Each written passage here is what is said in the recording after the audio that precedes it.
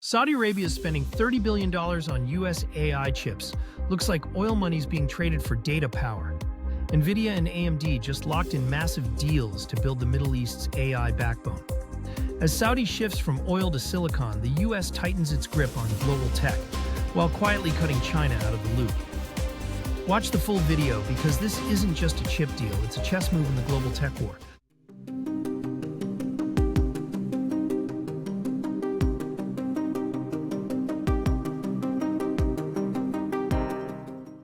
All right, Gary, moving to thing number 4, we're talking AI. I love AI and just what's happening in this space and quickly moving, seems like every single week. But we're talking about Saudi Arabia and their investment into the AI space, wanting to become a leader in this space. They bought $30 billion in AI hardware from our friends over at Nvidia and AMD. You say that's one way to reduce the trade deficit, no doubt about it. Thing number 4, Gary, Nvidia and AMD building AI empires. Tell us what Saudi Arabia is doing as well. Yeah, so President Trump a week ago had a trip through the Middle East, came back with $2 trillion of purchase orders and commitments to invest in the United States. This somehow made a lot of people angry. I read a lot of negative things about it. I'm thinking to myself, why doesn't every president do this? Why doesn't every president travel around the world and act as a representative for our companies, our manufacturers, our national champions and leaders? To me, it's a brilliant use of the office. The truth is, we're all suffering from making too little, from producing too little and consuming too much. It's one of the reasons we have the huge debts we have. It's one of the reasons we have the inflation we have. For President Trump to go get commitments, $2 trillion to invest in the United States and to buy products from our companies, more presidents should be doing this. This is a great use of the office, in my opinion. So part of this was Saudi Arabia. They unveiled partnerships with Nvidia and AMD to supply chips to the Saudi AI initiative. It's estimated to be $30 billion over the next 5 years. To give you a sense of the magnitude, last year, Nvidia, their sales to the other countries was $10 billion, right? So they break out the US, Taiwan, and China. Their sales to the rest of the world were $10 billion, and this deal is, $30 billion over 5 years. That's a meaningful amount there. The investment is being made by Saudi Arabia's sovereign wealth fund.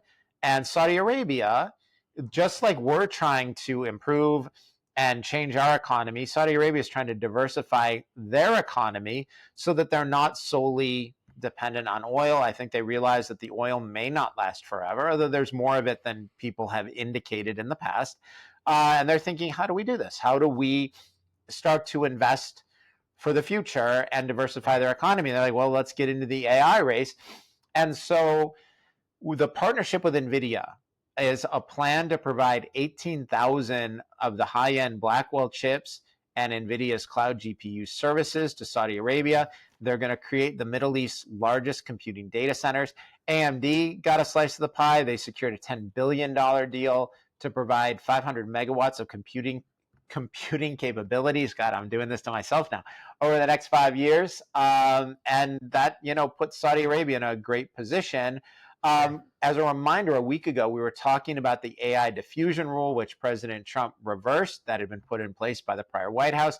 That gave U.S. chip makers the green light to increase exports, including to Saudi Arabia and the Middle East. So that's exactly what happened just a week later. It would not surprise me if those two events had been linked. Gary, you mentioned, securing that $2 trillion worth of investment from President Trump. How much of this, was related to that trip you mentioned to the Middle East? And I know also ending the diffusion rule as well. How much of that is related to these decisions? So they needed to reverse the diffusion rule to get this deal done. Given that the Saudis do have a relationship with China, there have been concerns, how is this going to work? But part of the deal is a guarantee that these high-end NVIDIA chips won't end up in Chinese hands, or the technology won't end up there. bringing the Saudis closer to our sphere of influence as opposed to China, I think is good. It works well. Our goals in the Middle East are better served when we have a positive relationship with the Saudis. So I think that was a really good strategic move. We talked last week saying reversing. I don't think the Biden administration's application of the diffusion rule, like, I understand what they were going for. I don't think it was wrong or dumb or bad. I think the implementation was confusing and didn't necessarily work. And so we were positive when President Trump reversed that without being negative on the prior administration.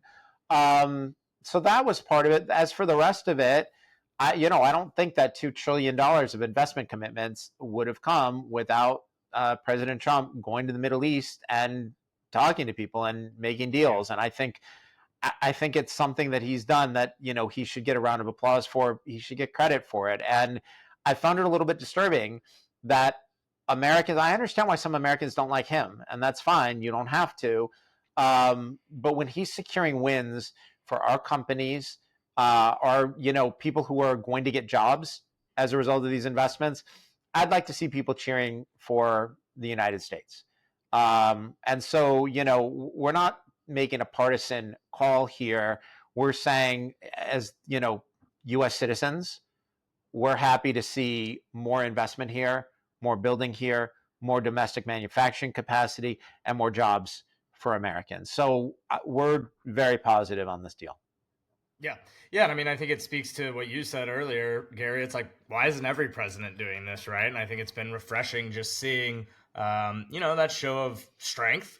And look at what's happening, right? You've got these countries, organizations that are just lining up because, I think we have been getting taken advantage of for far, far too long. And you're starting to see some of that reverse course. And you're exactly right. Democrat, Republican, my opinion should be what every president is doing, is getting out, doing his job, shaking hands, having conversations, negotiating new and better deals for the American people. So great stuff there.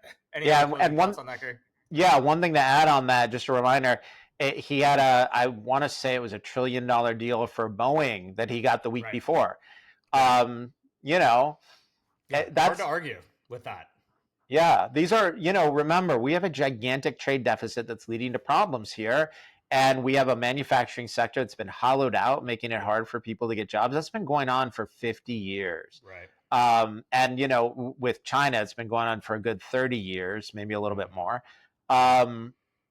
Seeing efforts to reverse that and trillions of dollars of purchase orders and investment being brought into the United States, that's a win for all of us. So, we're not cheering for Team Red or Team Blue. We're cheering for Team Red, White, and Blue here. That's right. Great way to put it, Gary. Again, you're watching this week's version of the 5 Things to Know in Investing, the temporary tariff truce. You got it. Got me on that one. I knew we'd have it. Yeah, that is tough. I was staring right at it too. So that was probably the problem. But anyways, head over to our website, deepknowledgeinvesting.com. We'd love if you use the Ask Gary feature too. Send in questions that you might have just about anything investing, markets. Your question may end up on the show as well. And again, check out our premium subscription, $100 a month. That'll get you access to all of the content on the website, no paywall, access to Gary's buy, sell recommendations, the whole 9 yards there.